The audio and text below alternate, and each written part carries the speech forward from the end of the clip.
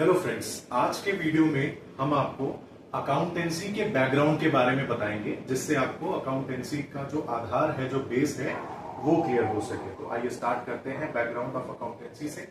सबसे पहले तो बात ये करते हैं कि अकाउंटेंसी को डेवलप किसने किया था। तो सबसे पहले 1494 में लूका पाशोली जी ने एक किताब लिखी थी, जिस किताब का नाम है सुमा डे अर्थमेटिका ज्योमेट्रिया प्रपोर्टियोनिएट प्रपोर्टियोनालिटा।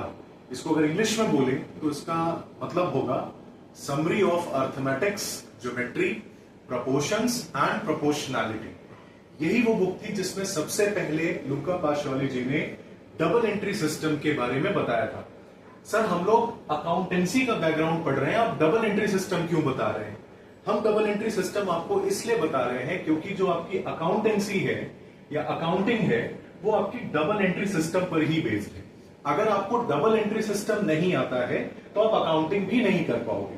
तो अकाउंटिंग जानने से पहले हमको डबल एंट्री सिस्टम जान लेना बहुत जरूरी है। आइए जल्दी से चलते हैं कि ये डबल एंट्री सिस्टम क्या होता है।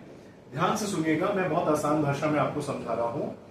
डबल एंट्री सिस्टम ये कहता है कि जब भी बिजनेस का कोई भी ट्रांजैक्शन होता है तो उस ट्रांजैक्शंस के कम से कम दो एस्पेक्ट होते हैं। एस्पेक्ट यानी दो पहलू होते हैं, और वो दोनों ही पहलुओं को हमें अपने बुक्स ऑफ अकाउंट्स में रिकॉर्ड कर लेना चाहिए। फिर से बोल रहा हूं, डबल एंट्री सिस्टम ये कहता है जब भी कोई भी बिजनेस ट्रांजैक्शन अराइज होता है तो उसके एटलीस्ट दो एस्पेक्ट होते हैं, उसके दो पहलू होते हैं, और हमें सभी पहलुओं को, दोनों पहलुओं को बुक्स ऑफ अकाउंट्स में रिकॉर्ड करना होता है। एक पहलू जो होता है उसे हम डेबिट करते हैं और दूसरा पहलू जो होता है उसे हम क्रेडिट करते हैं। सर, ये डेबिट क्रेडिट क्या होता है? डेबिट को डीआर डॉट क्यों लिखते हैं, क्रेडिट को सीआर डॉट क्यों लिखते हैं, ये हम अपने अगले वीडियो में डिस्कस करेंगे। आने वाले वीडियो में हम ये भी डिस्कस करेंगे। अच्छा, जब मैं अपने स्टूडेंट्स को ये समझाता हूं कि हमें बिजनेस ट्रांजेक्शन्स के दोनों ही एस्पेक्ट्स को रिकॉर्ड करना है, तो कुछ बच्चे ये समझ जाते हैं कि हमें एक ही ट्रांजैक्शंस को दो बार रिकॉर्ड करना है। ऐसा बिल्कुल नहीं है।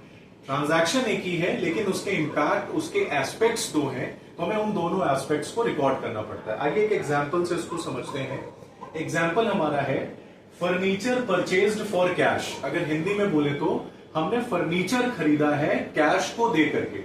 मेरा कोई बिजनेस है, उस बिजनेस ने फर्नीचर को खरीदा है कैश को दे करके। अब समझिएगा, ये मेरा बिजनेस है जिसका नाम है चुन्नू प्राइवेट लिमिटेड। इस बिजनेस में हमने फर्नीचर खरीदा है, तो ये रहा फर्नीचर और ये रहा कैश। अब अगर मुझे फर्नीचर खरीदना है तो मुझे पहले कैश देना पड़ेगा, तभी मेरे पास फर्नीचर आएगा। तो हमने फर्नीचर लिया और कैश दे दिया। अब इंपैक्ट क्या पड़ा इस एक ट्रांजैक्शन का? कैश क्या हुआ होगा? कम हुआ होगा हमारे पास, और फर्नीचर क्या हुआ होगा? बढ़ गया होगा हमारे पास। तो ये दो एस्पेक्ट आप लोगों को दिखे। यही एक ही ट्रांजैक्शन के इन दोनों एस्पेक्ट्स को हमें क्या करना है? रिकॉर्ड करना है। यही हमारा डबल एंट्री सिस्टम कहता है। एक तरफ कैश कम हुआ, दूसरी तरफ फर्नीचर बढ़ गया। यही दोनों एस्पेक्ट्स हैं एक बिजनेस ट्रांजैक्शन के, और ऐसे लगभग हर बिजनेस ट्रांजैक्शन में दो एस्पेक्ट्स होते हैं जिन्हें हमें रिकॉर्ड करना होता है। डबल एंट्री सिस्टम का यही ऑब्जेक्टिव है कि सारे बिजनेस के जितने ट्रांजैक्शंस होते हैं उनके सभी एस्पेक्ट्स रिकॉर्ड हो जाए। Thank you so much.